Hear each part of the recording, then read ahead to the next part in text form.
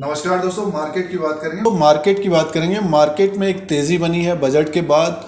PSUs बैंकों में अच्छी तेज़ी बनी है दोस्तों। जैसे देखिए, कैनरा बैंक ने नया है बनाया है, एसबीआई का स्टॉक ऊपर की तरफ है, बैंक ऑफ बड़ौदा भी 100 रुपीज़ के ऊपर की तरफ, यूनियन बैंक के स्टॉक में भी तेज़ी बनी है, पीएनबी में भी तेज़ी बनी है। तो पीएसयूज बैंकों में तेज़ी है। जैसे कि तीसरी तिमाही के नंबर्स आ रहे हैं, तो यूनियन बैंक ऑफ इंडिया का तीसरी तिमाही के नंबर्स अभी तक नहीं आए, तो बैंक ने अपडेट दिया है एक्सचेंज को। 7 फरवरी 2022 को इसके नंबर्स आने हैं।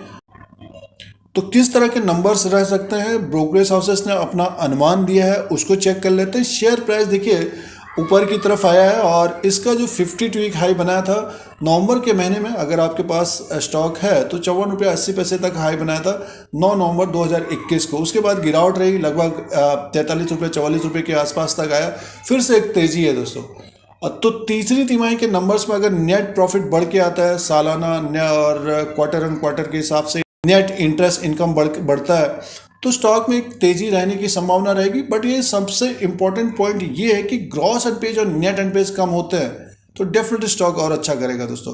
तो ब्रोकरेज हाउसेस के क्या अनुमान है, तो वीडियो आपके मतलब का है तो लाइक का बटन दबाएं।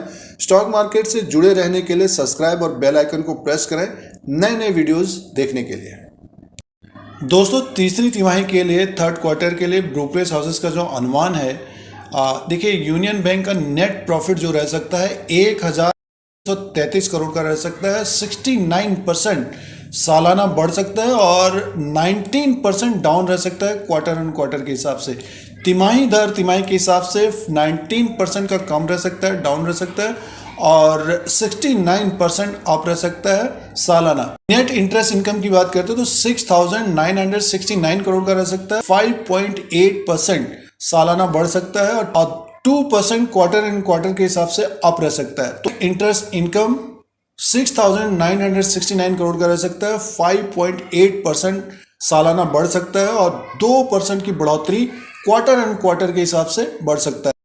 ब्रोकरेज हाउसेस का जो अनुमान है, इंटरेस्ट अर्न बढ़ के आ सकता है और नेट प्रॉफिट 1,233 करोड़ रह सकता है। और ये अनुमान से ऊपर की तरफ अगर नेट प्रॉफिट आता है, इंटरेस्ट अर्न बढ़ के आता है, तो स्टॉक बहुत तेज़ी से ऊपर की तरफ जा सकता है दोस्तों। थोड़ी बहुत कमी पेशी होगी तो हो सकता है कि मुनाफा वसूली हो। स्टॉक फिलहाल 48 रुपये 50 पैसे में है।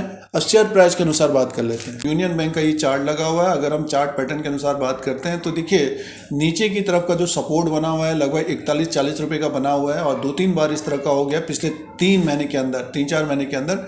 नवंबर के महीने में देखिए इसने हाई बनाया था, ऊपर की तरफ था 54 रुपये 45 पैसा, और जो ये तेज़ी बनी थी दोस्तों नीचे की तरफ से लगभग 33 रुपये से 54 रुपीज़ तक गया था।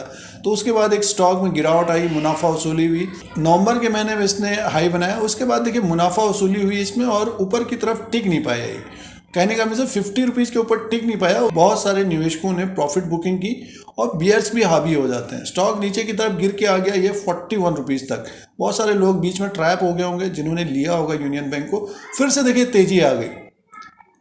13/12/2021 को स्टॉक ऊपर की तरफ था लगभग 49 रुपये में। तो कहने का मीन्स है इसमें अगर गिर रहा है तो इसमें बाइंग आ रही है दोस्तों। 40 रुपीज़ का सपोर्ट बना हुआ है फिलहाल और इस वक्त स्टॉक प्राइस है 48 रुपये 55 पैसे में। तीसरी तिमाही के नंबर्स आ रहे हैं, तो अगर अनुमान से बेहतर नंबर आते हैं तो स्टॉक हमें 50 रुपीज़ के ऊपर जाता हुआ दिखेगा। और जैसे कि आज का अगर कैंडल को देखते हैं तो बुलिश कैंडल बना है, ये ग्रीन है। 46 रुपये 95 पैसे में ओपन हुआ है, 46 रुपये 95 पैसा लो है और हाई बनाया 49 रुपये 15 पैसा। और अभी ट्रेड हो रहा है और अभी ट्रेडिंग हो रही है 48 रुपये 55 पैसा, 48 रुपये 60 पैसा। ये आज अपने हाई के आसपास क्लोजिंग देता है 49 रुपये के आसपास। तो मान के चलिए 50 रुपीज़ ये क्रॉस करते हुए ऊपर की तरफ हमें ये लगभग 51 रुपये 60 पैसे तक जाता हुआ दिखेगा। स्टॉक अगर 50 रुपीज़ के ऊपर टिक जाता है तो मान के चलिए अपना ये जो 52 वीक हाई बनाया था इसको ब्रेक करता हुआ दिखेगा। तो कहने का मैसेज, जिन्होंने इस गिरावट में लिया है तो स्टॉक को होल्ड करना चाहिए। 46 रुपये 95 पैसा या फिर 46 के स्टॉप लॉस के साथ बने रहना चाहिए स्टॉक में। और ऊपर की तरफ स्टॉक निकलता है तो अपने स्टॉप लॉस को बढ़ा लेना चाहिए प्रॉफिट वाला।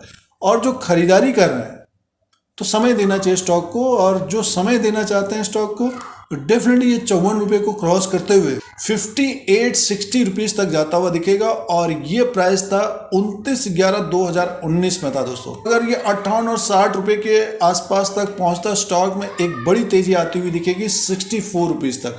बट ये समय लग सकता है दोस्तों, क्योंकि देखिए मार्केट में थोड़ी बहुत गिरावट भी हो सकती है। अभी मार्केट ऊपर की तरफ भी आया तो मुनाफा वसूली भी हो सकती है। तो इसीलिए 46.95 या 46 के स्टॉप लॉस के साथ, इसलिए जो कुछ समय के लिए ट्रेड करते हैं 46 या 47 का स्टॉप लॉस होना चाहिए, अपने अनुसार देख सकते हैं।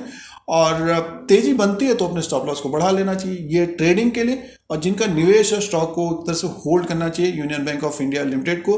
तीसरी तिमाही के नंबर्स का इंतजार करिए, अगर उसमें एक्स्ट्रा ऑर्डिनरी कुछ होता है तो स्टॉक हमें ऊपर की तरफ ही दिखेगा। तो दोस्तों union bank of India limited का ये शेयर प्राइस के अनुसार लेवल्स थे। तीसरी तिमाही के नंबर्स आ रहे हैं 7 फरवरी 2022 को। स्टॉक में हलचल बढ़ सकती है और जो ब्रोकरेज हाउसेस का अनुमान है उसमें नेट इंटरेस्ट इनकम बढ़ के आ सकता है। नेट प्रॉफिट 1233 करोड़ का रह सकता है। अगर ये अनुमान से बेहतर आता है तो फिर कैनरा बैंक की तरफ स्टॉक हमें ऊपर की तरफ जाता हुआ दिख सकता है। दोस्तों मार्केट से जुड़े रहने के लिए चैनल को सब्सक्राइब करें, बेल आइकन को प्रेस करें। फिर कोई नया वीडियो लेके आएंगे। आज के लिए इतना ही, धन्यवाद।